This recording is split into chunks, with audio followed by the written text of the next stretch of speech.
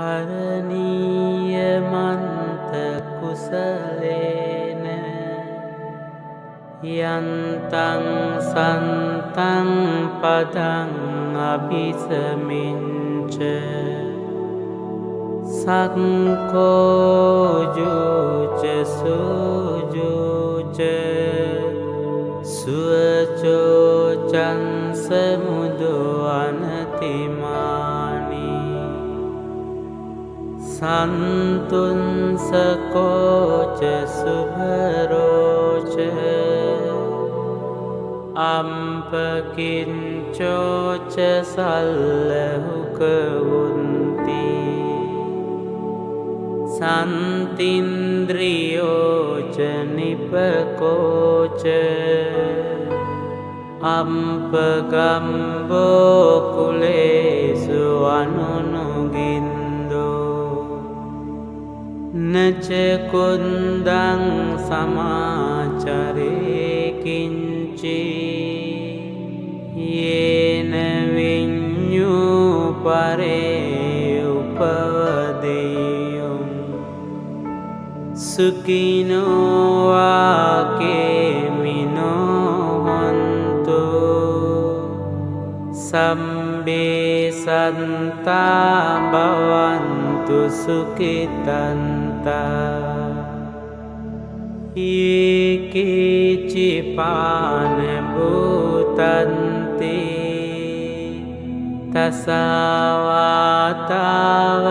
තසවාතාවරාවා අනවසේසා දීඝාවායේ මහන්තාවා මංජිමාරංසකානුකතුලා දිත්ථාවායේව අන්දින්තා යේච දුරේ වසන්ති අවිදුරේ භූතාවා සම්භවේසීවා සම්බේ සන්තා භවන්තු සුඛිතන්තා නපරෝ පරං නිකුම්බේත ඥාති මඤ්ඤේත කන්ත චිනං කංචි ව්‍යාරෝසනා පටික සංඥා ඥාඤ්ඤ මඤ්ඤංස දුක්ඛමිච්ඡේය මාතා යතානියං පුන්තං ආයුසා ඒක පුන්ත මනුරංකේ ඒවම්පි සම්බභූතේසු මාන සංභාවයේ අපරිමාණං මෙත්තංච සම්බලෝකස්මින් මාන සංභාවයේ අපරිමාණං උන්දං අදෝච තිරියංච අසංභාදං අවේරං අසපන්තං තින්ඨං චරං නිසින්නෝවා සයානෝවා යාවතංස විගතමින්දෝ ඊතං සතින් අදින්ඨේය බ්‍රහ්මමේතං විහාරං ඉදමාෝ දින්ඨින්ච අනුපගම්ම සීලවා දන්සනේන සම්පන්නෝ කාමේසු විනය්‍යගේදං නහි ජාතු ගම්බසේයං පුනරේති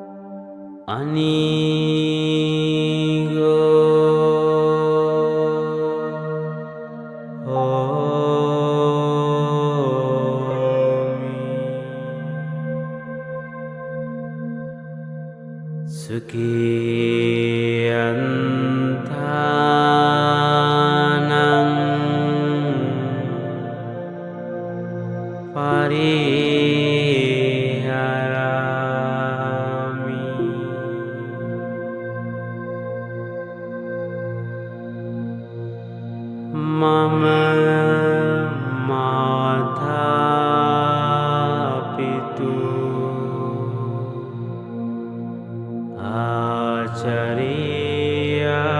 Acariyaca Nyati Mithaca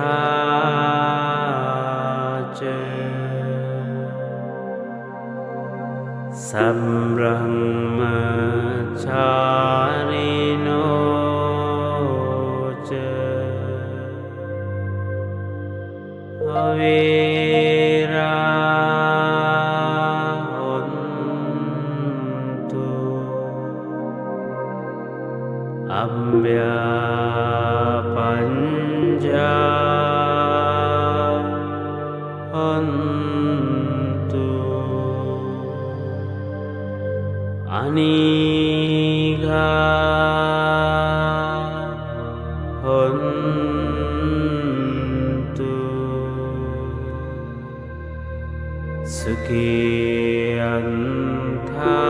Sukiyantanam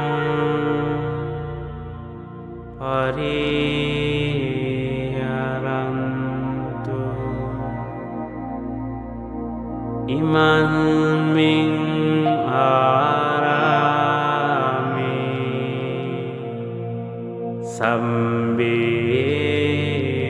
Sambiyogino Avera hontu Ambya panja hontu Anigha hontu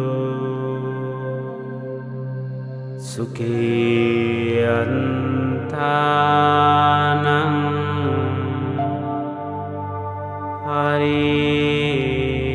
pariharantu Imasming aharami Sambi bingku Sambi bingkuni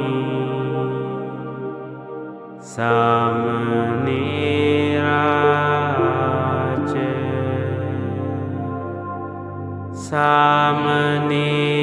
Samanirica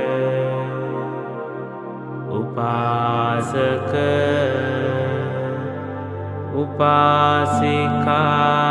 Upasikayoca Avera hontu Ambya panja hontu Anigha hontu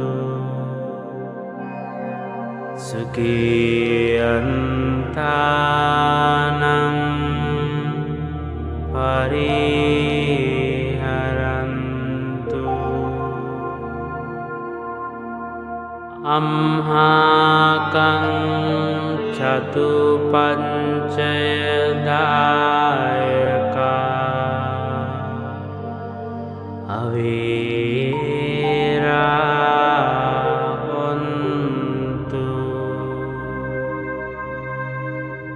Ambya panja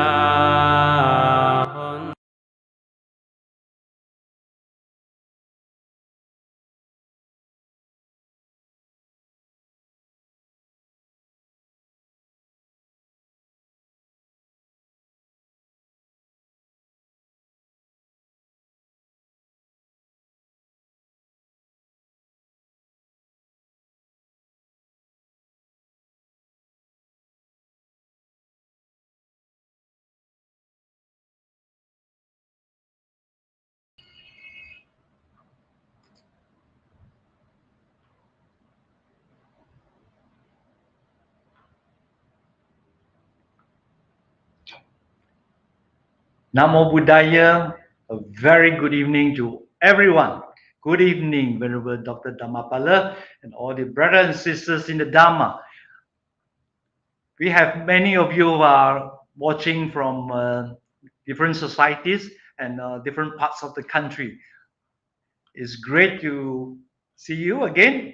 We're happy to welcome to you on this fourth talk in the Dhamma Vacana series in commemoration of the 60th anniversary of Wesak Day as an official national public holiday in Malaysia. This year we are commemorating the 60th anniversary since it was declared as a national public holiday in Malaysia since 1962. The Buddhist community requested for the Wesak Day to be declared a public holiday began in 1926 when Venerable K. Gunaratana, Nayaka Mahathera of the Mahindarama Buddhist temple in Penang, when it was proposed to the government. So after World War II, it was said that they will only consider declaring Wesak Day as a public holiday if both the Mahayana and Theravada traditions agreed to the date of Wesak Day. Following the efforts by the Buddhist community and leaders of the then Malayan Buddhist Association like Venerable Chok Mo, Venerable Siak Kim Bing, and Venerable Siak Kim Sing, and it was finally declared as a national public holiday beginning 1962. As part of the many programs organized by the Malaysian Buddhist Festival, a 6-weekly series of the Dhamma talks by prominent Malaysian monastic Dhamma teachers has been planned. Please make yourself comfortable, relax your mind and body, and listen to the Dhamma. Before we commence with the Dhamma talk, let us pay homage to Bujem, and with deep respect, we invite Venerable Dr. Dhammapala to administer to us the 3 refuges and the 5 precepts.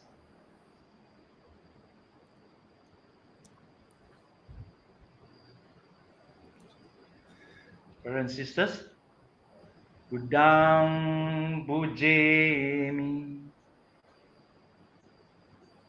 Dhammang Bujemi, Sanghang Bujemi.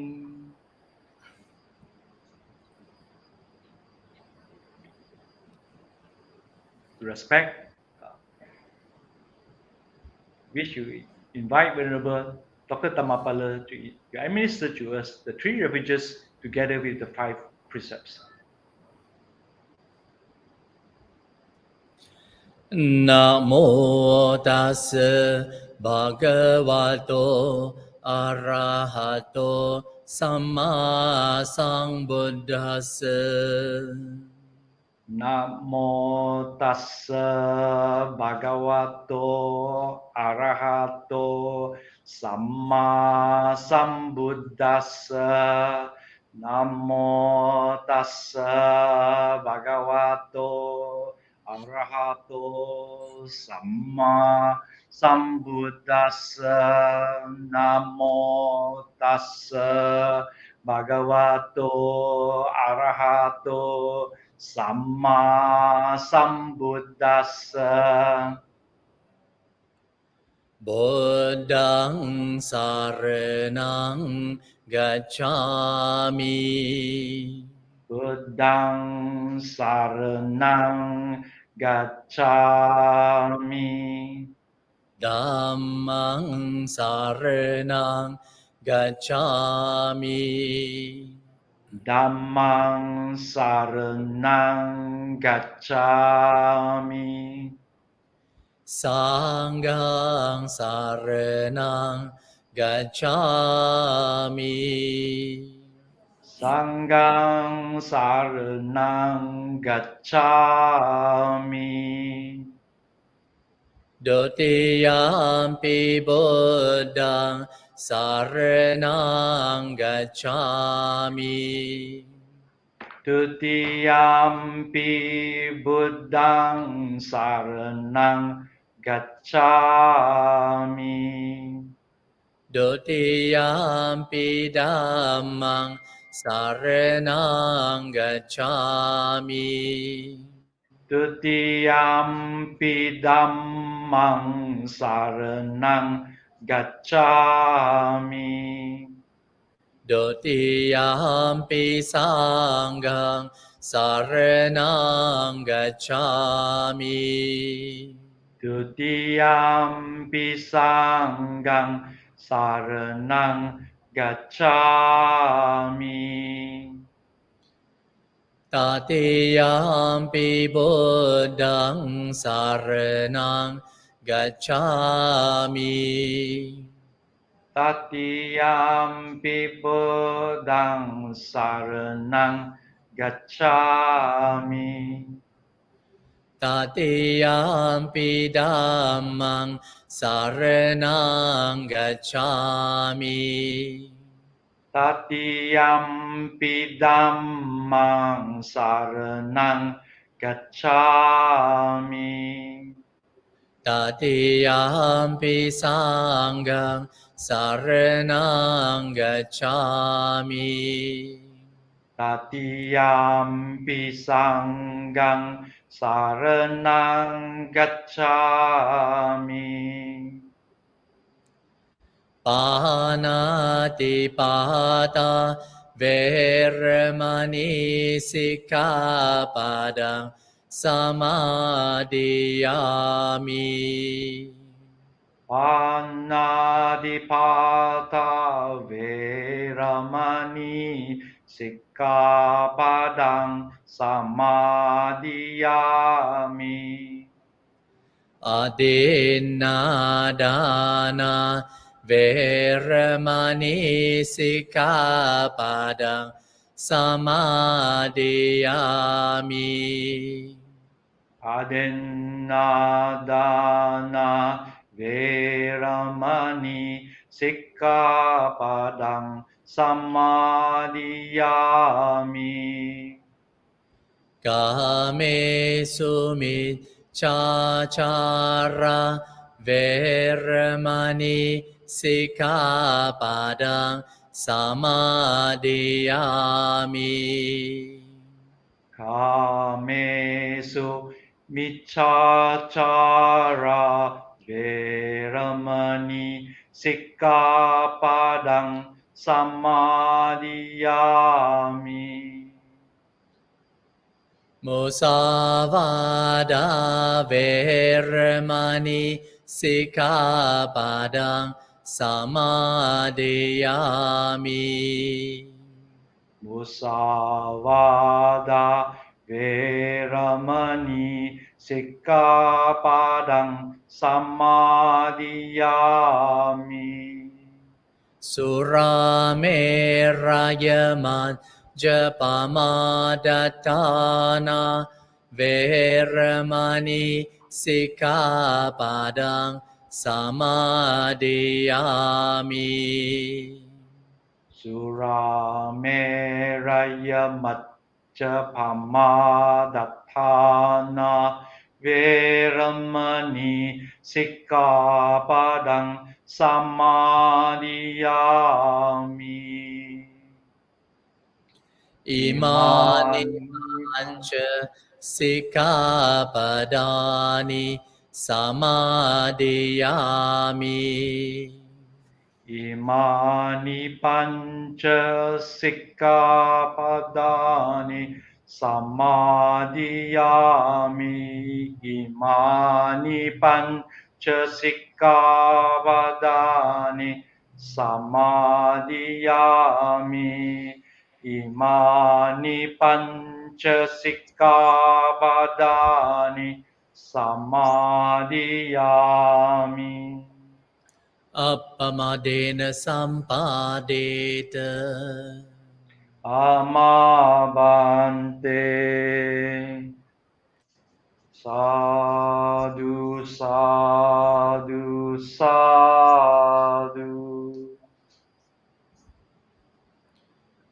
Buddhanusati Iti piso bhagava arahang samma sambuddho Vijacharana sampanno sugato lokavidu Anodaro purisadam masarati Satta deva mano sanang buddho bhagavati Dhammanusati Soakato bhagavata dhammo Sanditiko akaliko ehipasiko opanayiko pachatang veditabo vinyohiti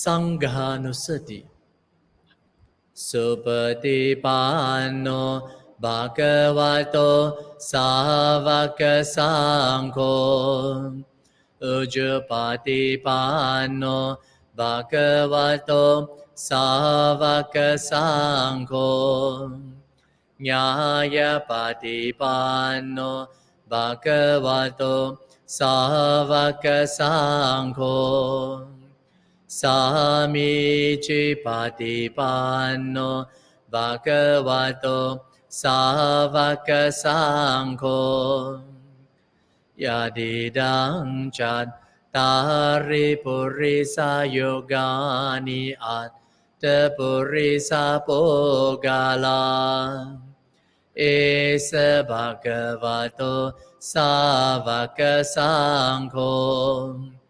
Ahoneyo, Pahoneyo, Dakineyo, Anjali Karaniyo, Anotarang Punyaketang Loka Sati.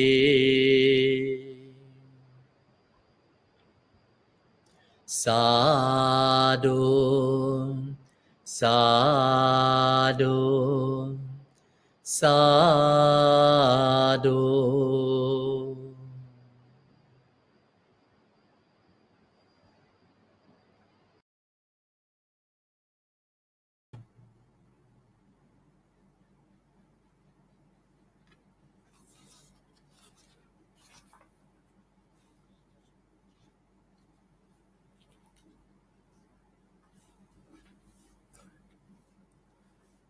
Namo Buddhaya, Pande, brothers and sisters in the Dhamma.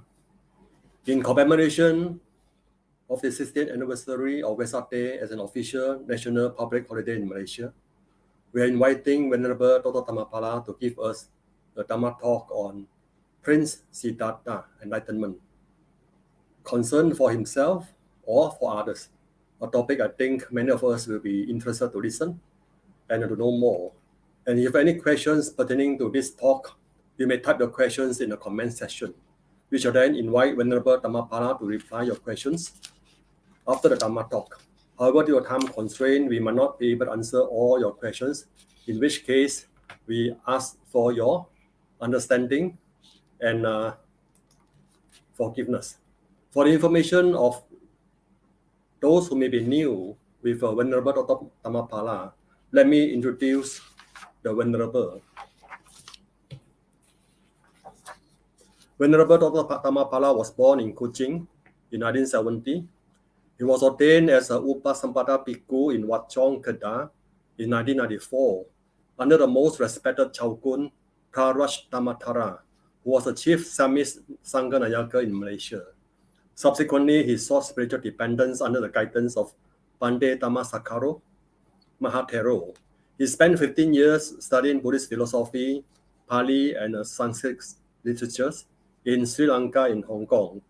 In 2009, Venerable Dr. Dhammapala obtained his doctorate of philosophy in Buddhist studies under the supervision of Professor Venerable K.L. Dhamajodi in the University of Hong Kong. After his graduation, he was appointed as the chief editor and spiritual director for the Buddhist Store website, one of the oldest and largest Buddhist websites in the world. In 2010 to 2013, he was a visiting professor, assisting professor at the Center of Buddhist Studies, the University of Hong Kong. He traveled frequently conducting meditation retreats, Dhamma talks, and teachings in Malaysia, Hong Kong, Taiwan, and China. Venerable Dr. Dhammapala is now the abbot of Brahma Vihara Monastery and Retreat Center, Malacca, and is also a monastic advisor of the Theravada Buddhist Council of Malaysia. Brothers and sisters in the Dhamma, with deep respect, we now invite Dr. Dhammapala to begin the Dhamma Talk. With deep respect, Bhante. Okay, so thank you very much.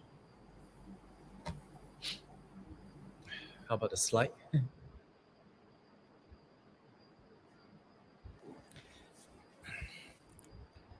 Good evening, and Namo Buddhaya. So this is a series of talk under Dhamma Vacana in commemoration of 60th anniversary of Wesak Day as an official national public holiday in Malaysia. So my sharing tonight is Prince Siddhartha's enlightenment concern for himself or for others? So there are these two views for Prince Siddhartha's enlightenment. Some say it is for himself, and some say it is for others. So how should we understand the concern, and why these two views are found in the Pali canons? So in our discussion tonight, we analyze from the early Pali text to construct the Prince Siddhartha's struggle and his concern from the perspective of a historical Buddhist who born as a Prince Siddhartha to becoming fully enlightened one.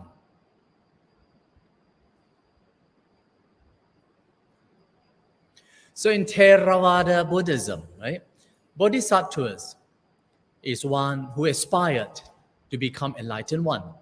So in the Pali text, this word, Bodhisattvas, refer only to two persons.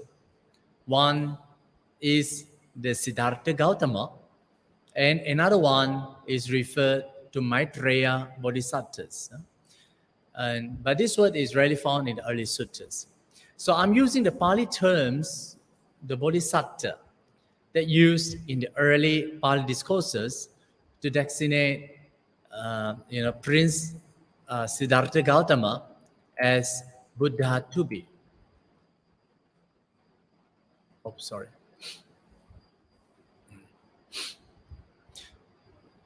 So the word bodhisattvas occurred very frequently in the early discourses to refer to his pre-awakening experience. For example, the term Anabhisambuddha Bodhisattva. This word is in Pali words, and these words occur very frequently here and there. That is to say, when he was still the unawakened, the meaning is unawakened bodhisattvas. He cultivated earnestly and subsequently achieved supreme insight and knowledge, and finally attained enlightenment. So the word unawakened bodhisattvas occurred in many suttas, right? For example, before my enlightenment, while I was still an unawakened bodhisattva, right? The Pali word is like Pubbheva me sambodha anabhisambuddhassa bodhisattaseva sato. So in my sharing, my purpose is to highlight Siddhartha Gautama, who is a historical great sage, also an unawakened bodhisattva destined to become a Buddhist, set out in quest for his awakening. So what his practice is, through the descriptions gathered from the Pali text, he practiced ascetic practices, where he abandoned unwholesome thought that has arisen in him. He cultivated and strengthened his wholesome thought, and later on he gave up ascetic practices. And then through the practice of mindfulness of in and out breathing, he achieved 4 jhanas, right? And insight and knowledge, and finally realized the truth. So his enlightenment is through his own sheer effort. So the most occurrence of the pre-awakening of bodhisattvas phrase in the Pali Suttas are found in various aspects of the bodhisattva's struggle for the realization of enlightenment. So one of the suttas, Sangharava Suttas, right, of Majjhima Nikaya, this sutta shows that living as a household life is difficult, and they have family and children to take care of, so it is hard for them to pursue in the spiritual path of liberation. So, however, the spiritual realization is only possible through renunciation or going forth or becoming a recluse to pursue the spiritual path of liberation. And because of this, that prompted him to renounce the worldly life and became a recluse to lead a holy life. So in the Sangharava Suttas of Majjhima Nikaya, it says, household life is crowded and dusty. Life gone forth is wide open. And it is not easy, while living in a home, to lead a holy life utterly perfect and pure as a polished shell. And why don't I shave off my hair and beard and dress in the orchard robes and go forth from lay life to homelessness? Okay. So in the Bhaya Bhairava Suttas of Majjhima Nikaya, it is said that in the Bodhisattva's struggle with his unwholesome mental qualities while striving, which describe how he faced fear that had arisen while he was living in seclusion in the forest without concentration. So it says like this: before my enlightenment, while I was still only an unawakened or unenlightened bodhisattva, I too considered us. Remote jungle thicket resting places in the forest are hard to endure. The jungle must rob bhikkhus of his mind if he has no concentration. Okay, so it's like you and I. You see, the bodhisattvas also experience the fear, right, in the forest, if one without concentration. So another suttas, right, Dveda Vitaka Suttas of Majjhima Nikaya, right, records how the bodhisattva striving for enlightenment, he developed a clear distinction between the wholesome and the unwholesome thought. Yeah, which one to be which one to be developed, right? Which one to be abandoned for the attainment of wisdom, which is the essential requirement for the realization of nibbana. So while he was bodhisattva, striving for enlightenment, the Prince Siddhartha, right, or the bodhisattvas discovered these two tendencies of thought, prior to his enlightenment. He meditated in the forest. Right? He found that his thought distributed into two different classes. In one, he put thought of sensual desire, ill will, or harmfulness. Then in the other, thought of renunciation, goodwill, and harmlessness. So whenever he noticed the first thought, the thought of sensual desire, the thought of ill will, the thought of cruelty or harmfulness, he understood that these thoughts lead to harm for oneself and others, obstruct wisdom, and lead away from nibbana. So reflecting in this way, he abandoned such unwholesome thoughts. Okay, so this is the first one. Then another thought, right? The bodhisattvas cultivate the wholesome thought. They are thought of renunciation, right? Thought of goodwill, and thought of harmlessness. He knew these thoughts are beneficial conducive to the growth of wisdom and to the attainment of Nibbana. So he strengthened his wholesome thought and brought them to completion. So you see, in the Buddhist cultivation, right, of realizing wisdom, there are these three wholesome thoughts, right?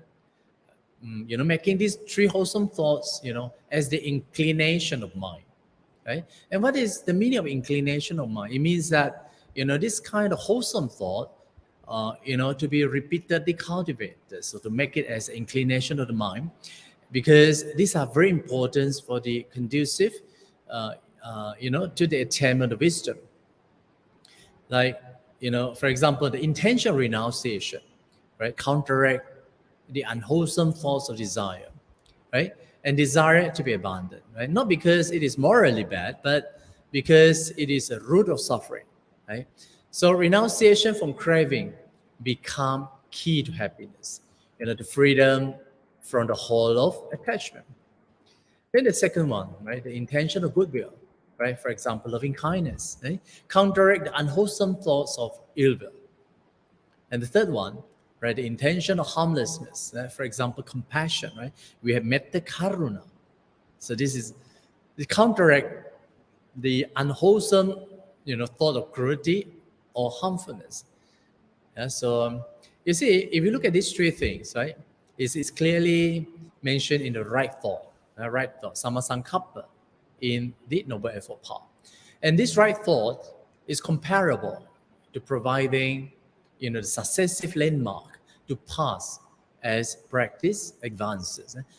So the Bodhisattva is like clearing the blockage along the path of cultivation. So what are these blockages? They are none other than thought of desire, and the thought of ill will, and the thought of cruelty.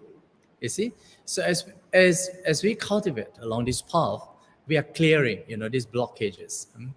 So then you see, as we advance in our spiritual practice, these subtle and yet stubborn types of defilements like desire, ill will, and harmfulness, they are to be further counteracted, right, again and again, and abandoned completely, and hence, for the realization of Nibbana.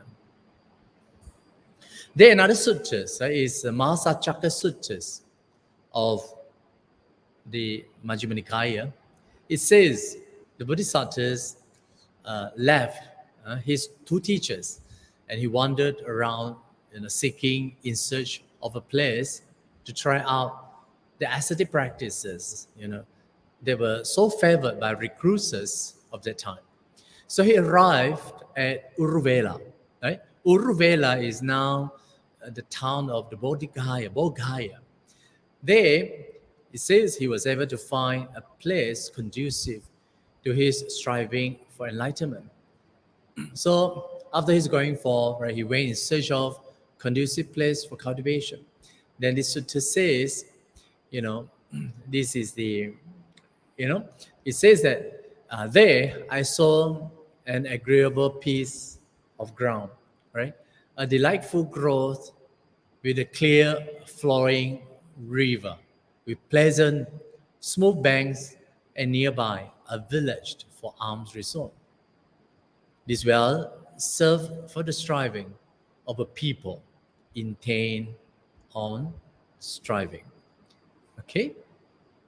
You see, the reason I quote a lot of suttas is because in these suttas you find the unawakened bodhisattvas. The words occur there.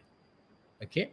Then of course, you see, after selecting a suitable place for striving, right? Then the bodhisattvas, the unawakened bodhisattvas, he pondered how he should embark on his spiritual practice. It says that the three similars occur to bodhisattva's mind spontaneously, simultaneously, and that he has never heard of this simile before. Then, particularly the third one, right, I want to highlight is that this third simile, right, suggested him, in order to realize the enlightenment, then the only method is to practice sheer extreme asceticism. Then only defilements are able to be abandoned completely. That is through the severe practice of austerity. The only one is able to realize the supreme enlightenment. So this similar that occur to the Bodhisattva's mind, giving him a way to realization. And that is to say, the enlightenment in this way, right, is only possible, right, through the practice, a severe practice of austerity. Okay. So it says a third simile occurred to him. Right? Suppose there were a dry piece of wood lying on dry land far from water, and a man came with an upper fire stick, thinking, I shall light a fire, I shall produce heat. What do you think, Vacana? Could the man light a fire? Yes, Master Gautama. Why so? Because it is a dry piece of wood that it is lying on dry land far from water. So because of this simile, right? So then the Bodhisattva's thing, the enlightenment is possible only through the ascetic practice of austerity. Because of this simile, yeah. So now, the vacant Bodhisattvas, right? He started his extreme painful striving. So it says, right? So I took very little food, a handful each time, and because of my eating so little, my belly skins adhered to my backbone. Thus, if I touched my belly skin, I encountered my backbone, and if I touched my backbone, I encountered my belly skin. And because of eating so little, if I defecated or urinated, I fell over my face there. Wow. Huh? And because of eating so little, if I tried to ease my body by rubbing my limbs with my hands, the hair rotted at its root fell from my body as I rubbed.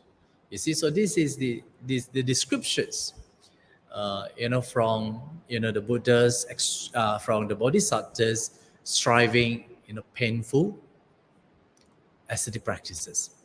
So now, you see, as Bodhisattvas are striving painful practice of austerity, he has not attained any what we call the superhuman state. He thought, whatever recluse or Brahmin in the past or in the present or in the future have experienced painful, racking, piercing feeling, right, due to exertion. This is the utmost. There is none beyond this. But by this painful practice of austerity, I have not attained any superhuman states. I have not attained any distinction in knowledge and vision worthy of the Noble One. Then, the Bodhisattva started, questioning, is this practice efficacious? So could there be another path to enlightenment? So finally, right, the Bodhisattvas, Gautama, decided, to give up those extreme form of ascetic practices because asceticism bring no result at all to his enlightenment. Later on, Bodhisattvas, Gautama thought, my body is so weak, right? I cannot obtain the happiness through this. So he accepted the milk rice and porridge offered by the Sujato, right? We know this lady. Then after taking the milk rice, he regained, his strength. And because of this, right? So his attendant, who earlier attended to him, also left him, thinking, he left asceticism and start seeking, enjoyment. Anyway, he is now alone, very peaceful. So while he was thinking the way ahead, suddenly a memory, comes to him. Yeah, He said, this is indeed the path to enlightenment. And what is that memory comes to him? He said, I recall that when my father, right, the Sakyan, was occupied, while I was sitting in the cool shade of the rose apple tree, secluded from the sensual pleasure, secluded from the unwholesome states, I entered and dwelt in the first jhana, which is accompanied by thought and examination, right? That is vitaka and vichara. With rapture and happiness, yeah, with piti and sukha, born of seclusion. Could this be the path to enlightenment? So, following on that memory, the bodhisattvas, came the realization, this is indeed the path to enlightenment. So the bodhisattvas, very soon, to recollect the method of breathing in and out, mindfulness, very soon he attained, 4 jhanas and realized 3 vidyas. Okay, vidyas mean 3 knowledges or higher knowledges. Okay, what are these 3 knowledges? The knowledge of the recollection of the past life, the knowledge of the passing away or rebirth of beings, and the knowledge of the destruction of the taints. Okay, so in other terms, for defilements. So these 3 higher knowledges are called supernormal power. Okay, so the first one is like recollection of the past, manifold life, right? Say like, having knowledge of passing, knowledge of the passing away and rebirth of being. It means that with the divine eyes, he is able to see, beings passing away and, and reborn, right? And reborn as inferior or superior, fair or ugly, or fortunate and unfortunate, etc., right? So you see, the first 2 knowledge is obtained, of course, through the power concentration. But the last one, the knowledge of the destruction of the taint, right?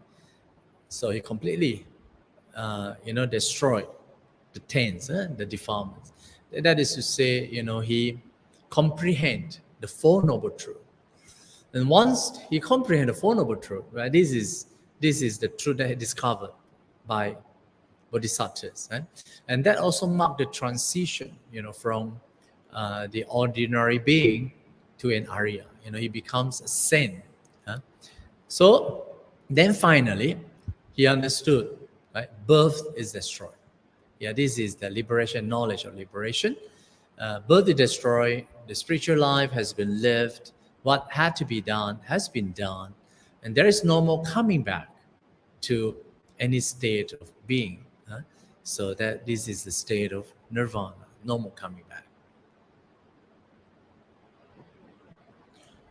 So the Buddha says, beings are wandered in the samsara because of not realizing and not penetrating these 4 dhammas. What are these 4 dhammas? They are very important. One is the sila, virtue.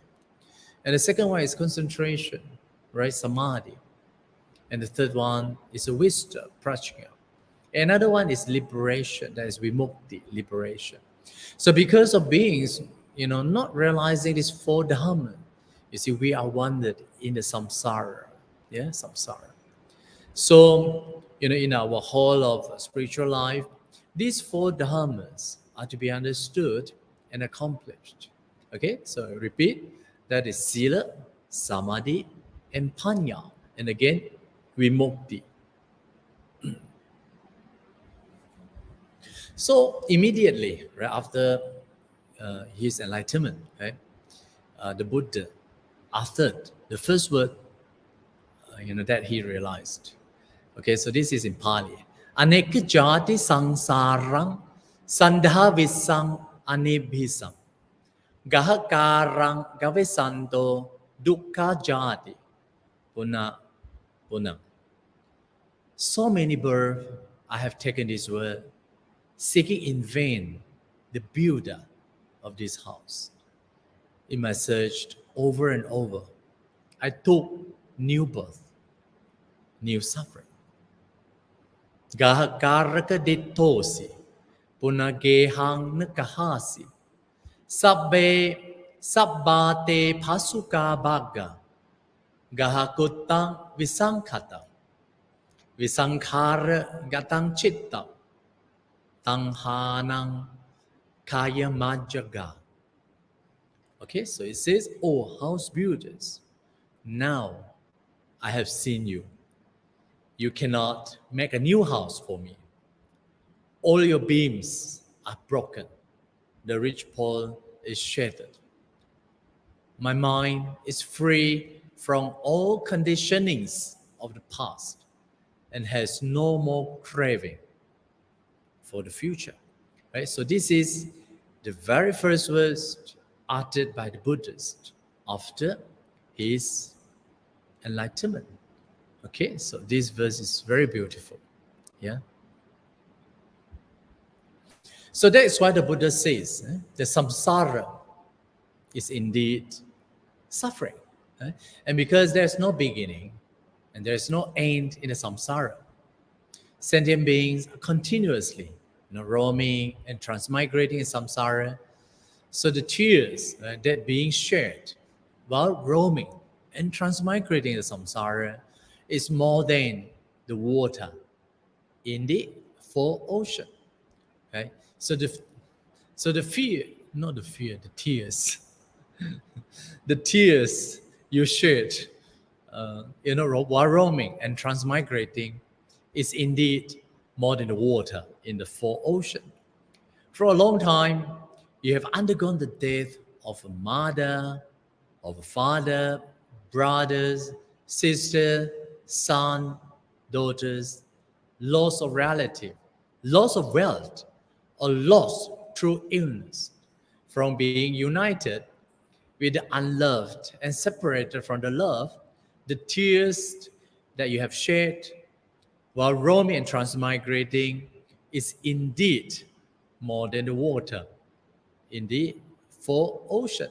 Right? So indeed, our life is full of suffering, right? Full of painful experience. Okay, now we come back to a little bit of the photos. Yeah, so it's about the 7 weeks after the Enlightenment. What happened for these 49 days?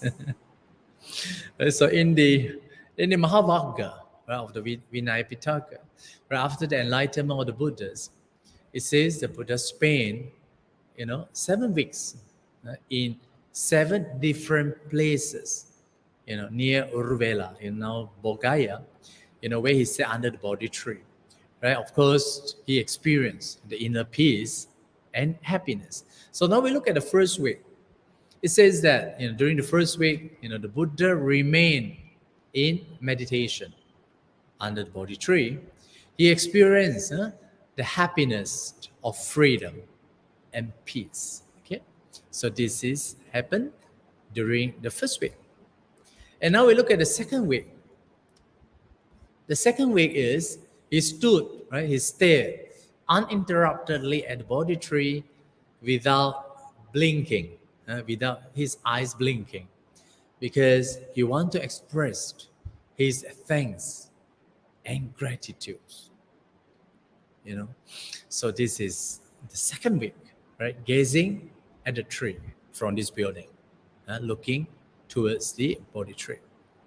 So now the third week is, okay, so what happened? The third week, the Buddha practiced a walking meditation. Okay, walking meditation. It means that, he walked back and forth near, the Bodhi tree, right? Of course, there is a Pali term for it. It's called the Chankamana. So it says that the lotus flowers emerged at every step of the Buddhas. So to symbolize, these stories and elevated, the structures with lotus flowers was made. So you can see this. And now the fourth week, right? The fourth week, it says, the Buddha meditated. Yeah, in this place. You see, it's very small. Yeah, it's very small. um, and the Buddhas, contemplated on this, reflecting on the patthana, right? Or it's a law of causality, 24, law of causality. And in this room called the Ratanagara, right? It's called the Jewel House Shrine. And it is said that, a ray of 6 colors, emanated, from his body. So during, his deep meditation. And of course now, our Buddhist faith also adopt these 6 color. You remember the 6 color? Yeah, blue, yellow, red, white, orange, and the mixtures of these 5. So very, very colorful. Now we look at the 5th week. What Buddha spent, in meditation. He was meditating under this Ajapala Nekroda banyan tree. Okay, so in this place, it says, the Buddha replied to a Brahmin that only one's deeds, through one's deeds, through one's own deeds, one's become a Brahmana, not by birth. Okay, because in ancient India, there was a caste system, and deeply rooted, right, in the Indian tradition. It means that, under that caste system, human beings, created by the God, right, created by the God, into these 4 castes, 4 castes of birth, and of course all these created by their supreme God. Of course, the Buddhas, rejected this, and he said there's no such kind of caste system, no created by the God. It is one action that becomes a Brahmin, not through birth. Right? So the Buddha rejected the caste system. He accepted. You see, you look at the Buddhist, the Buddhist Sangha. The Buddha even accepted, the lowest caste systems, like, people from the Sudra caste, to become a bhikkhu. Okay, so the Brahmin who renounced in their later period even have to worship, to the Sudra caste bhikkhus ordained earlier. Okay, now we look at the 6th week. The Buddha says, spend the 6th week in meditation. Right? So it says, while Buddha meditated, right, a violent storm broke out. Then it says that the king of Naga, named Muchalinda, came out of his dwelling and stood up, protecting the Buddhas with his hoof. You see. So it says like this. Now we look at the 7th week. And the Buddha spent the 7th week of meditation under this Rajayatana tree, right? Rajayatana tree. So it says that, I think this one is very popular in the Burmese tradition, right? It says that, 2 Burmese merchants, businessmen, named Tapasu and the Balika, right, came to offer rice, offer rice to the Buddhas. And it says that they became the first lay devotees of the Buddhas. And at that time, there were no any Sangha. Then they asked the Buddhas for something sacred, to keep with them when they live. Then the Buddha, just like wiped his head, with his right hand, and he pulled up, some, some hair, right? Okay, yeah, you take this, you take this. So we call it, this is like the hair relax. In Pali, it's called the Kesa Dhatu. Yeah? And later on, these 2 merchants took this Kesa Dhatu and enshrined in the Sudagon Pagoda, right, in Rangoon. So now this Sudagon Pagoda is very sacred. And people come to Sudagon Pagoda to worship the Kesa Dhatu brought by this Tapasu and Balika. Okay, so we know the brief histories of the Buddha's striving for the enlightenment, and of course, what happened after the 7 weeks. So after analyzing all these sutta references, so what motivated Bodhisattvas Gautama's going forth is very clear, right? That is to seek for himself, the liberation from birth, aging, sickness, death, etc. So it is quite obvious, discussion earlier, does not at all reflect a concern for others. That's only for himself. Then, a Tibetan scholars, right, in German university, his name is Wanchuk, right, in his PhD researched, the resolve to become the Buddhist, right, a study of the bodhicitta's concept in Indo-Tibetan Buddhism. Right? In these books, he wrote, there is no canonical evidence for the theory that the main motive for the Buddha's appearance in the world was for the sake of others. This idea is found only in the post-canonical literature. Yeah, remember? It's very interesting. It says that, a lot of, additional things was found in the post-canonical literature. The overwhelming majority of the canonical material suggests that he was concerned with his own liberation. Okay, so we found in some other later texts, right, 200 years after the Buddha's passing away, and of course, due to the influence of some other early, what they call Mahasanghika thought, some monks within the Theravada school started compiling the past life of the Buddhas, like we have heard of the Buddha Wangsa, right? This Buddha Wangsa is a chronicle of the Buddhas, and in this Buddha Wangsa is one of the Khuddaka Nikaya, and in this text it provides an account of the lineage of 24 Buddhas, who preceded the historical Gautama Buddhas. And of course, you find like the Jataka stories contains 550 stories of bodhisattvas' struggle and practices. And of course, you do find like Charya Pitaka, which contains 35 Jataka stories. You see, each of these stories associated with a particular practice of perfection or paramitas.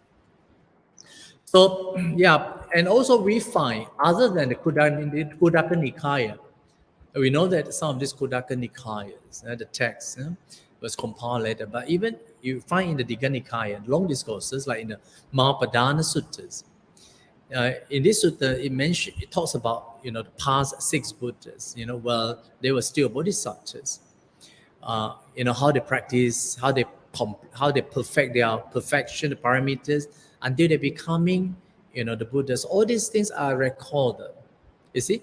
But mind you, they are also recorded in the Pali text. Right? So yeah, we find like in earliest, when we start, this concept of the development of the Bodhisattva's path, has been further developed, due to in the much later periods. And of course, many research papers also point out, right, this thought of developments of bodhisattvas appeared at the later stage and was influenced by the later school of Buddhist thought. And some scholars believe that, this thought was influenced by the early Mahayana thought, right? And of course, we find, this kind of thought, also aided to the Pali canonical text. And of course, all these things are compiled by the later disciples or the commentators. So what motivated Prince Siddhartha to go forth in search of awakening? So in the discourse called Arya Pariyasana Suttas, right, there is a detailed account of the Bodhisattva's motivation to go forth in search of awakening. Then according to these suttas, right, the way the Buddha achieved his own awakening, not through concerning others' welfare, but is entirely developed through his own practice and realization. Okay, so from these suttas, and we continue. So the attitude of the lack of concern for others is quite obvious in the Arya Pariyasana Suttas. the Buddha says, the Sutta says, the Buddha who enlightened not long ago, he was quite reluctant to teach others, and his mind inclined, to inaction rather than to teaching the Dhamma. And he decided, to remain at ease with having, reached liberation himself. So it's quite clear he has no intention, right, to preach to all beings. Why? I think a lot of people ask, you see. So here it says, this Dhamma, the Buddha says, these Dhammas that I have attained is very profound and hard to see and hard to understand, peaceful and sublime, unattainable by mere reasoning. And it is very subtle, and it is only to be experienced by the wise, blah, blah, blah. So if I were to teach the Dhamma, others would not understand me. And that would be varying and troublesome for me. Okay, so I find these words are very, very interesting. It says that if I were to teach others and other people don't understand me, I find very tired. Okay, yeah, the meaning is like that. So what are the reasons for Buddha's hesitation to preach? Okay, so when such thought of reluctant to teach the Dhammas to others, right, arises in the mind of the Buddhas, then it says that the Brahma, Sampati, appeared right in front of the Buddhas and plead him, our compassion for beings, right? Our compassion for beings, please preach the Dhamma. So it is commented in the Pali commentaries, right, that the Buddha's hesitation to preach is due to his survey among people who cannot understand profound teaching. Right? What are these teaching? For example, the dependent origination that he realized. Okay, so I think the reluctant Buddha's teaching was that it would be very klamata, the word, and troublesome, viheta, for him if others should fail to understand the profound teaching he had realized.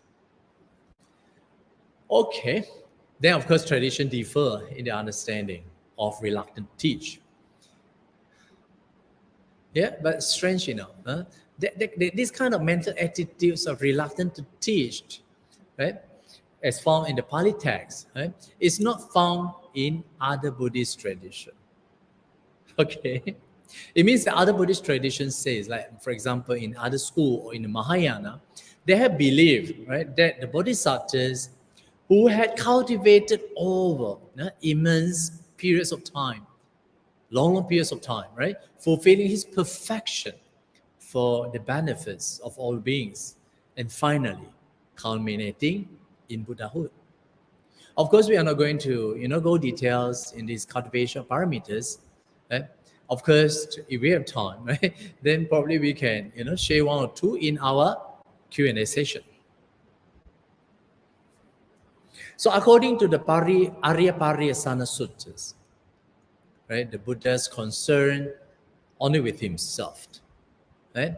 So, when he successfully completed his quest for enlightenment, right, then when he reflects about what course of action is to be taken next, right, and of course then he reluctant to teach because it says, beings don't understand the profound teaching, right? If they don't understand, then it's I would become very tired and troublesome, right? But of course, don't get confused and don't misunderstood this passage. It doesn't mean Buddha has no compassion, right? Of course, this shows that the Buddhas, once enlightened, he possesses the compassionate qualities for all beings. Right? The word that is used is karuna, right, or anukampa. And these attitudes of compassion, karuna or anukampa is also applied to Buddha's disciples who following the same path, those who realize the arahathood. Okay? So, and these suttas, it says that the Brahma Sampati invited. Then the Buddha surveyed the world, all of compassion. Okay. Then, of course, in the other place, in the Dutiya Marapasa Suttas of Sanatana Nikaya. Okay, let me see. So you see, we have seen all earlier discussion, right? This earlier discussion shows that, this early, the Buddhist conception, right? Conception of the Bodhisattva's motivation has nothing to do with the motivation of compassion to liberate all human beings, right? He concerned only with himself and with his own realization, right? But however, the inherent qualities of compassion, right, that bonds naturally. So it means that the quality of compassion only become prominent after the Bodhisattvas has reached awakening and decided to teach. So the compassion, right, for others appear, to be a spontaneous result of his awakening. And the same also apply to his disciples as well. Okay? So we also look at some other, suttas, showing that the quality of compassion of helping others after the enlightenments of the Buddhas and the Arahant. We take a few examples. And this example is found, right, in these suttas. Right, in these suttas, the Buddha, after, the Buddha, dispatched the first batch of 60 Arahant, right, to 60 different direction. After the first rainy retreat, to preach the Dhamma, all compassion for the people, right, from various directions, after they have realized the state of arahathood. So imagine, the spreading of Dhamma, by these 60 enlightened arahat, all compassion, right, that bonds naturally for the benefits, welfare, and happiness of being. The effect of propagation is tremendous. Right? So arahat definitely is not selfish. And of course, a lot of people misunderstood, right? And particularly by some other school, So, yeah, you see, this is a passage the Buddha says. It's a Buddha says, wonderful, right? Go forth, right? All bhikkhus, for the welfare of multitude, for the happiness of the multitude. Our compassion for the world. Loka anukampaya, for the good, for the welfare, for the happiness of devas and human. Let not two go the same way. Teach, O bhikkhus, the Dhammas. Okay? So this is the Buddha's the mission to all the Sangha, particularly the enlightened one. So in another suttas, in Jina Suttas or Sanatana Nikaya, the venerable, we know the venerable, Mahakashapa, he was distinguished for his asceticism and Dhutanga practice. So when he was old, when he stayed in seclusion, the Buddhists asked him, to give up his ascetic practices and stay in a monastery. However, the Mahakashapa, he was so compassionate. He chose solitude love in the forest. And he said, for the sake of future generation. So the Buddha Sasana will endure for a long time. Okay? So this is the passage. For myself, I see a pleasant dwelling in this very life. And I have compassion for later generation, thinking, may those of later generation follow my example. You see, this is what the Mahakashapa says. Okay, follow my example, follow my Dhutanga practice. Okay, of course, so when they heard the enlightened disciples of the Buddhas were for a long time forest dwellers and spoke in praise of dwellers, forest dwelling, then they will practice accordingly, and that will lead to their welfare and happiness for a long time.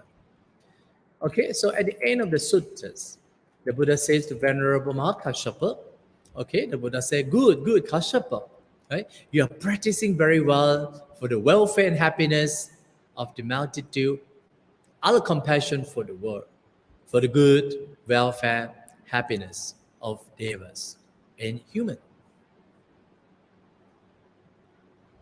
Okay, then there is another suttas found in the Anguttara Nikaya, right? To show, the Buddhist and his disciples, particularly the Arhat, yeah, they were very compassionate to lay people. Right? In these suttas, the Buddha said monks should possess these 5 qualities. And these 5 qualities are compassionate qualities or compassionate attitudes shown to the lay people. Okay, it's very clearly stated. So the Buddha says, these 5 qualities possessed by a monk show compassion to the lay people. Okay, the Buddha says, bhikkhus. Okay, the first one, he encouraged them in regard to the virtuous behavior. Okay, so virtuous behavior means the sila. Okay, so yeah, the Buddha, we gave Panchasila, we encourage them to observe the sila. This is also our compassion, right? And the second one, he settled them in the vision of the Dhamma, give the Dhamma talk, right? This is also our compassion. And the third one, when they are ill, he approached them and arouses mindfulness by saying, let the honorable ones establish mindfulness on that which is worthy. Okay, so when people fall sick, right, we monks go to their place, and then aroused mindfulness. So this is also another compassionate attitudes. Then another one is when a large sanghas or bhikkhus has arrived in one place, right, or even from various other states, then he approached lay people, right? Monks approach lay people and inform them, okay, friends, a large sanghas of bhikkhu has arrived, right? Including bhikkhus from various other places. Come and make merry. Yeah, come and make merry.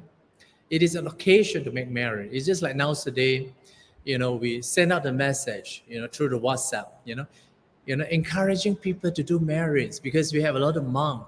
So this is also another attitudes of monk, right?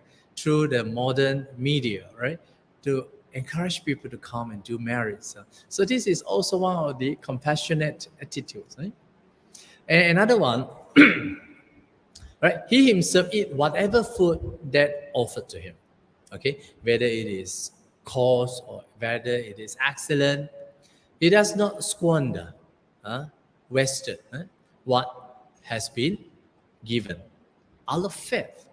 Okay, so this is very important because lay people, they come and offer out of faith, right? So the monks shouldn't take things for granted. You are not, if you are not practicing, you are not deserved having that kind of food, right? So we should not squander what has been given out of faith, should not waste it. So Buddha says, possessing these 5 qualities, right?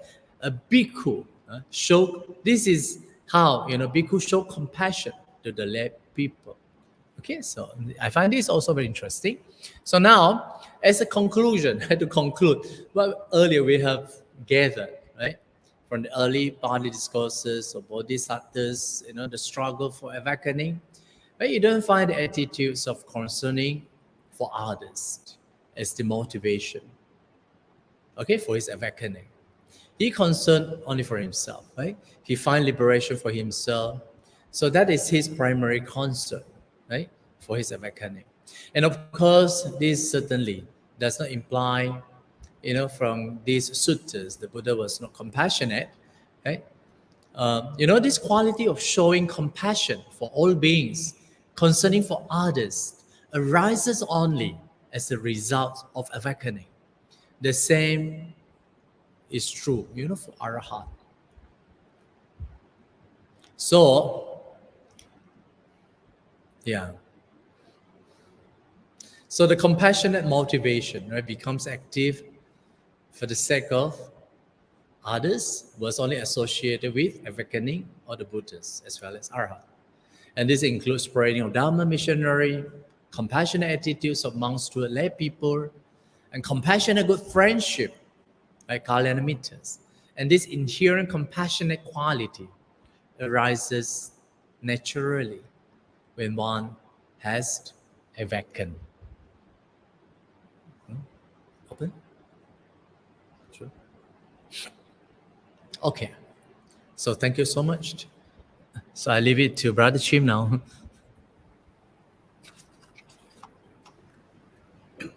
Sadhu, sadhu, sadhu.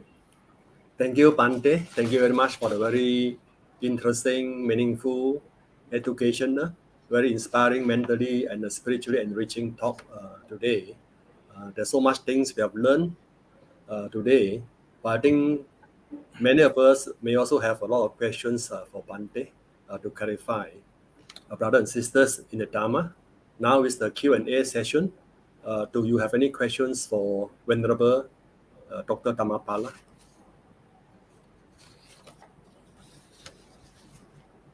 If you have any questions, you can type in the comment section. First question, Bante, we have quoted some examples of the Buddha attaining Buddhahood more for himself, but there are also other suttas which talk about the Buddha arose to help save other sentient beings from their dukkha, our compassion.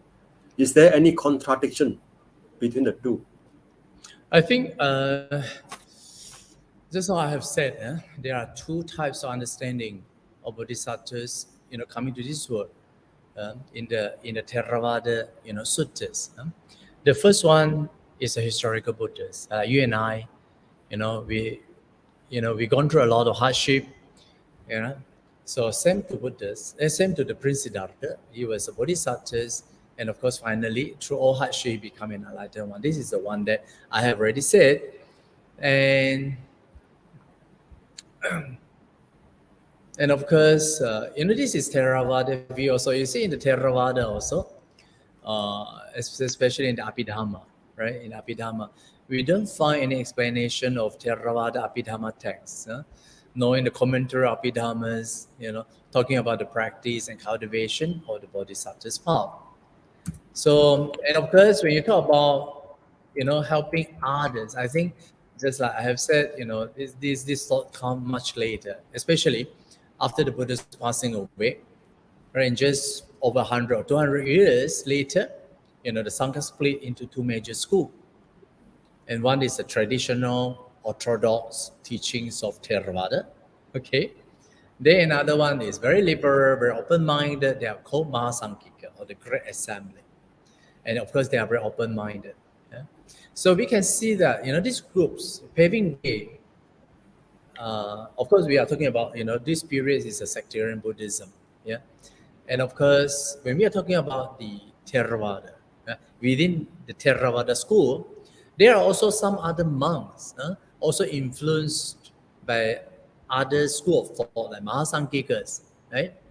And we do find, in some of these, in some of the Pali texts, like we have seen, in the Khuddaka Nikaya or in the Digha Nikaya, this kind of early suttas, with the trace of influence of the, what they call sectarian Buddhism, like Mahayana, that kind of influence.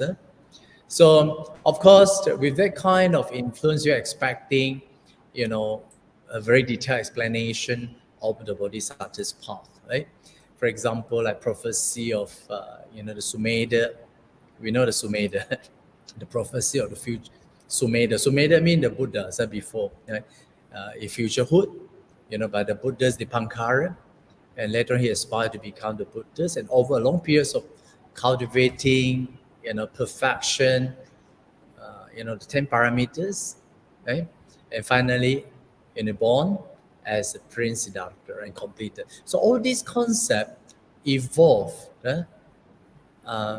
it, like I said, you don't find it in some other early suttas. So it seems that there is this contradiction. So in order to solve this contradiction, then we have to understand, even in some of the Pali texts, we do find this kind of influence from the later Mahayana school of thoughts, quietly, penetrating in the Pali texts them itself.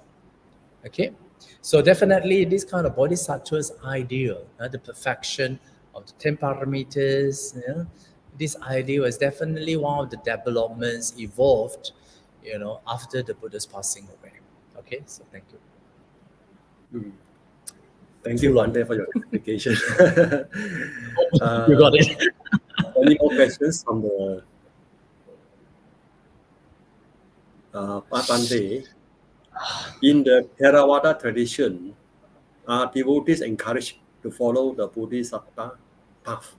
Can we practice the Bodhisattva path? Can we practice? Okay, I think I have to understand it in two ways, right? When you say, can we practice the bodhisattvas? Then just now we said bodhisattvas aspire to be enlightened more, right? Of course, generally in our day-to-day mundane kind of language, when we say as we Theravada practice these bodhisattvas, definitely yes. But not everyone can become bodhisattvas according to our Theravada text. You see, it says that in order to become a bodhisattva in Theravada, it says that there are these 8 factors to be fulfilled. Like for example, you have to be a human being, right? You have to be a male, okay, a male. Female, sorry, cannot. One of the factors, and then you have to meet a living Buddha. You see, and of course, and then during this life, right, you have to attain to the jhanas and attain to the higher spiritual power, right? All these are the 8 factors. You need to fulfill all these factors, and of course, you have to make a strong resolution, right? For example, to develop, a great compassion for the welfare of the entire world being.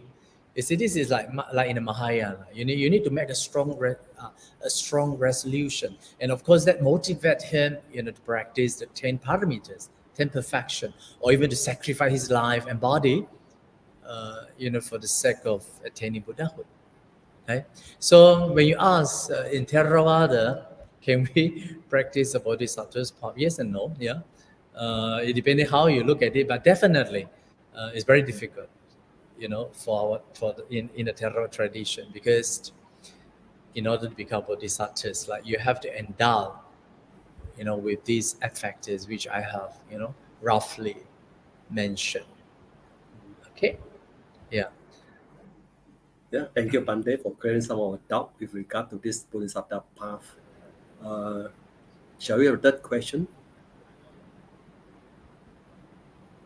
Bante, our present Buddha is Buddha Gautama, or the Sakya Muni Buddha. We also learned that our next Buddha will be the Maitreya Buddha. Did our Buddha or past Buddhas prophesize the coming of the Maitreya Buddha? Was there any such prophecy or record in the sutta? Okay, yeah, talking about the prophecy, right? Prophecy. Yeah, I think it's very interesting because, to my knowledge, there is no any record, right, of prophecy of Maitreya by a living Buddha. Okay, this is very important because, as I said, if you want to be in a bodhisattva, right, you need to be prophesied by a living Buddha. Okay, by a living Buddha, right? So, but as to this Maitreya, right, Maitreya, is there a record of prophecy of Maitreya by a living, our present Buddha, I mean Gautama Buddha? I think I don't find that. Yeah, of course, there is a very short description in the suttas called Chakravarti Suttas, Chakravarti Suttas of the Nikaya. It says in this sutta, it says that the Maitreya Bodhisattvas, who is now living in the Tushita heaven. Yeah, but there is no mention of the prophecy by a living Buddhist of becoming a Buddhahood. But there is a mention of Maitreya Bodhisattvas now living in the Tushita heaven. Okay, but as to the prophecy of of Maitreya by a living Buddha, this one is found in one of the Agama text. Okay, Agama text. I think it's in the Sarvastivada text. In one of the suttas, you find there is these descriptions of Maitreya prophecy by the Gautama Buddha. It says in these suttas, right, the Buddha explained, in future times, right? When the human lifespan, reach up to 80,000 years. Okay, the wheel turning king, by the name Sankha, will arise, and who eventually will go forth and reach liberation. So on hearing the description, this is a sutta says, okay, the sutta says, on hearing the description, a monk by a name Ajita, stood up, right, with hand held in a respectful gesture towards the Buddhas, aspired to become the wheel turning king at that time. So then the Buddhas continue, right, describing, the Buddha's Maitreya, right? Then another monk, by the same name Maitreya, stood up and with the hand held in respectful gestures towards the Buddhas, and then aspired, to become the future Buddha's Maitreyas. So, this is found in one of the Agama text. Then the Buddha praised him, okay, for making such an aspiration and predicts that he will become the future Maitreya, okay, the future Buddha Maitreya. You see, this kind of Buddha's Maitreya, I don't know whether any one of you have observed, right, in the recent weeks, we have a lot of Gandhara, right? Gandhara, a lot of people, group of, the YBSM, visited the Pakistans and, see and saw this Gandhara art. I think you will observe in most of the Gandhara art that you find many of these Maitreya Buddha. They call it Maitreya Bodhisattvas. So you see, after the Buddha's passing away, people are eagerly hoping, the future Buddhas coming to this world. Right? So it means that after the Buddha's passing away, it's quite natural. It means that there is this vacuum created by the Buddha's passing away. Disciples, thinking of the Buddhas, they miss Gautama Buddhas very much. So we see there is a need to compensate the loss of the Gautama Buddhas after his passing away. So probably, these provide a substitute for the passing away of the Gautama Buddhas. So then because of this, the Bodhisattva's Maitreya eventually evolved, right, and continued the lineage of Buddhas by becoming the next Buddhas. Right? So it says that, so this is this vacuum. Yeah? When you say, there is these future Buddhas, or the Bodhisattva's Maitreya now is doing in the Tushita, that kind of idea is giving an assurance of continuity of lineage. It means that the Buddha never disappeared from us. We have another next Buddhas, comes to be. He's now in the Tushita heaven. So this is like filling the vacuum, after the Buddha's passing away. I think that is quite natural. You see, that give assurance of continuity, and then give an assurance. Now we don't need to grieve now. The future Buddhas, will come soon. To help us. I think this is quite natural for an enlightened being, to hope for the future Buddhas to come. That's why the concept of Bodhisattva's Maitreyas comes. That's why in my earlier discussion, I said some of these ideas came probably the earlier of this development of Bodhisattvas come because because of this vacuum. Okay? Okay, thank you, Pante. Yeah, I don't know whether you understand. In But fact, you understand what I'm saying?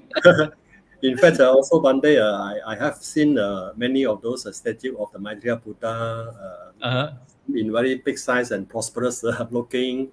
And also I've seen some in China, very good looking Maitreya Buddha. I don't Yeah, know whether Pante would like to comment on this. Why the difference? Oh, laughing Buddha. Laughing, Some, laughing. uh, Oh, I would say, of course, the concept of Maitreya Buddha or the concept of Maitreya Bodhisattva is there in both Theravada as well as in the Mahayana. You see, when I talk about Theravada, I refer to the Indian. Indian. You see, Indian, I think lack of creativity. When Buddhism spread to China, Chinese people are very creative.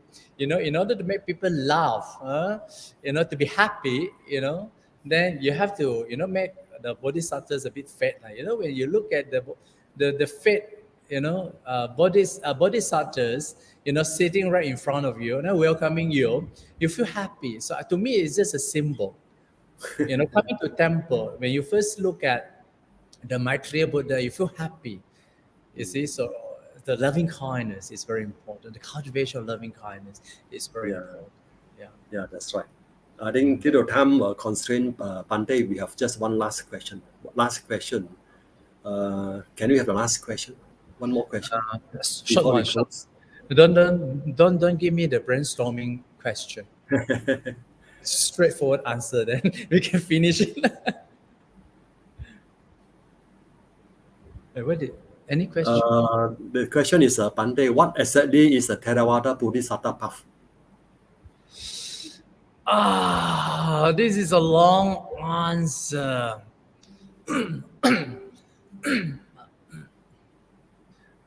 How to say? You see, if you look at the in the early suttas, especially our suttas, after the Buddha's in the suttas, what sutta? Let me think about it. Let me think. What is that? What is a bodhisattva's path? Okay, now I'm thinking. I think in one of the suttas, there is this detailed description of the last birth of the Gautama Bodhisattvas. Particularly referring to his appearance to this world is for the benefits and happiness of sentient beings.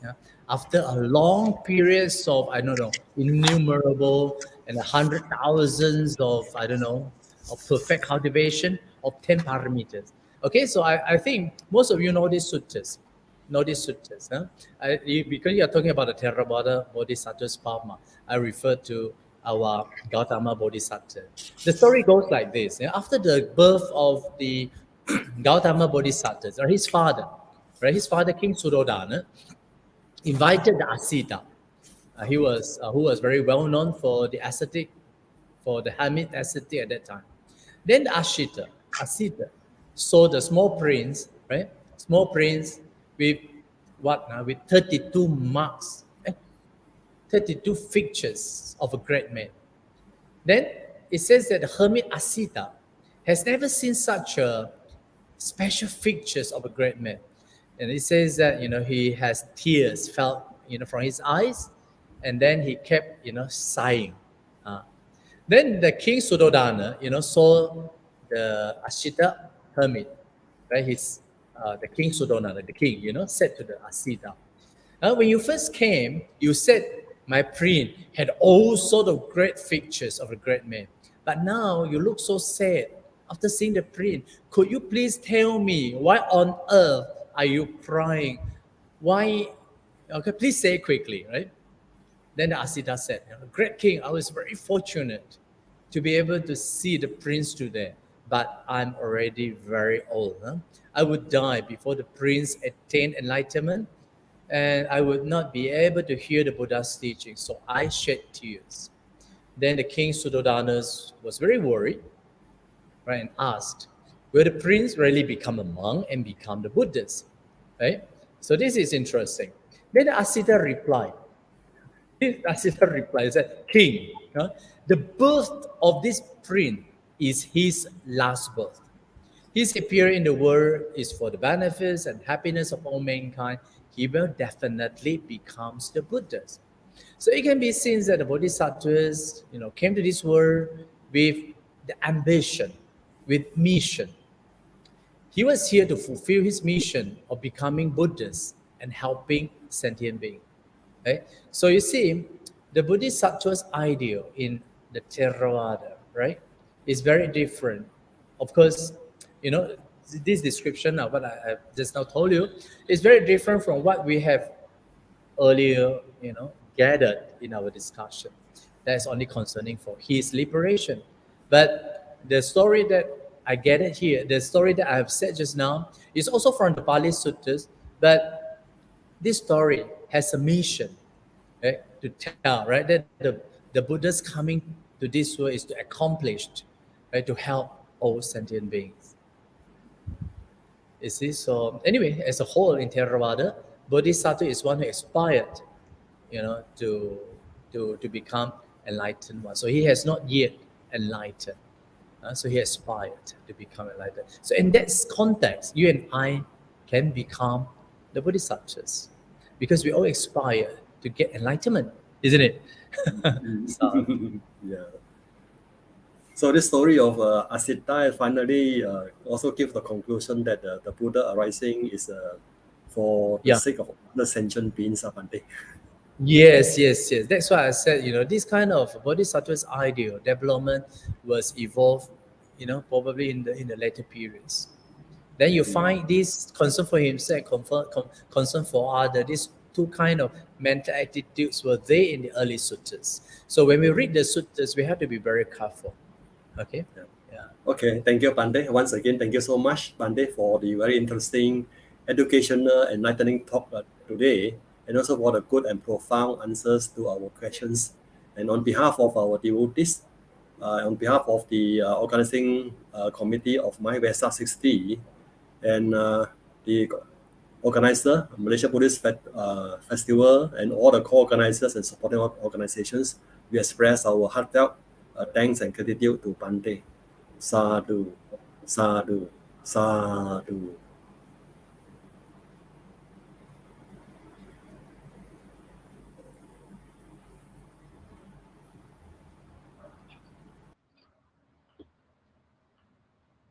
Brothers and sisters in the Dhamma, today all of us we have partake in this Buddha Puja and had listened to the Dhamma. With the merits accrued, let us invite Venerable Dr. Dhammapala to lead us in a dedication of merits to all sentient beings.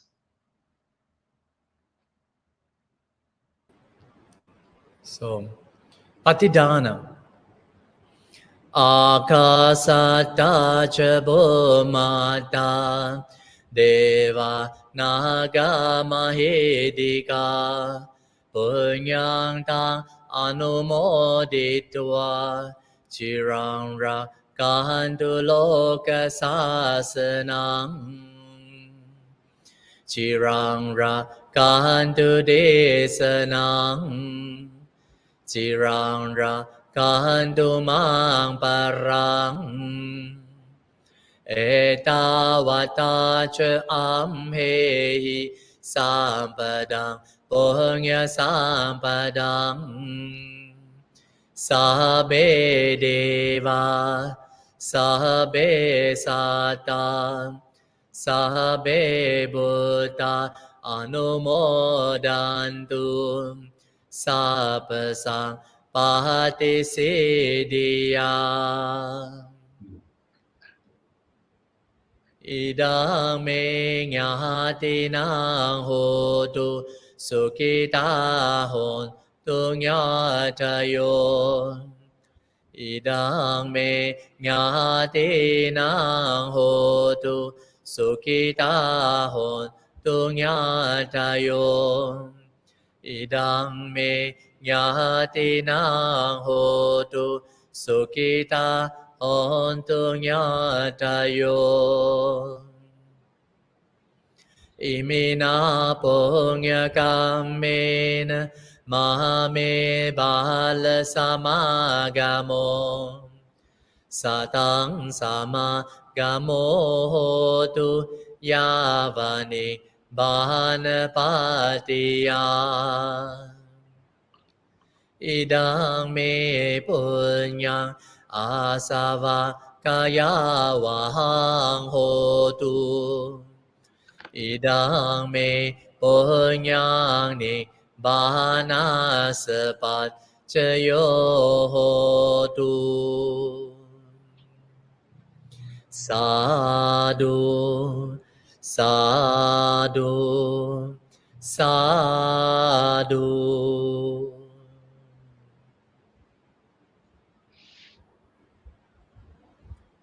Isai.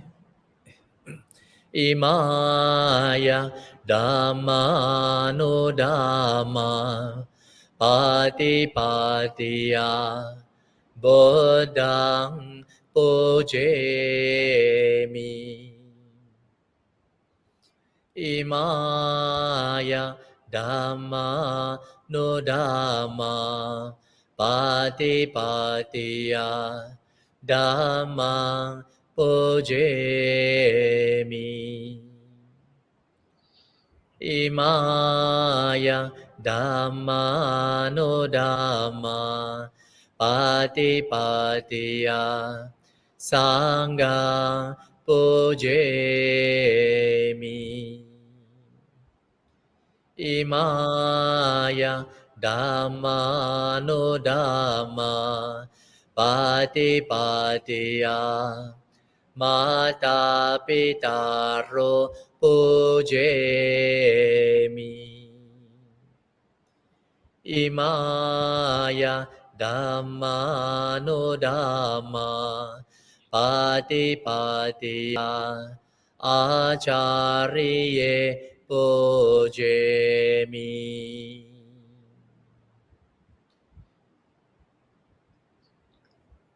Venerable, thank you very much for guiding us in this evening and teaching us the Dhamma.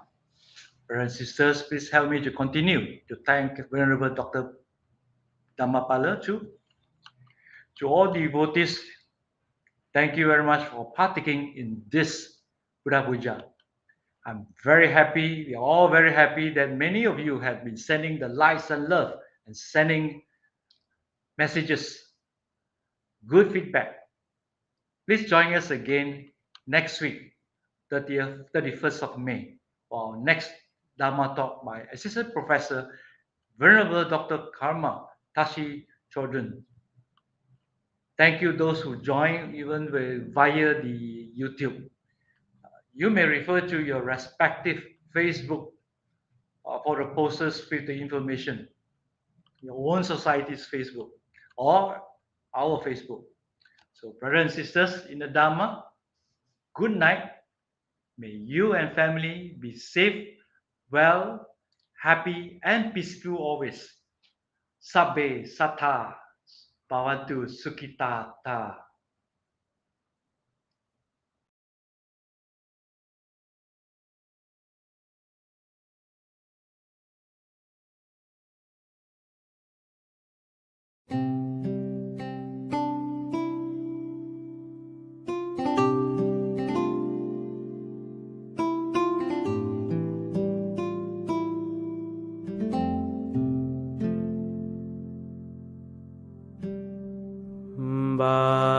Bahung sahan semabhinim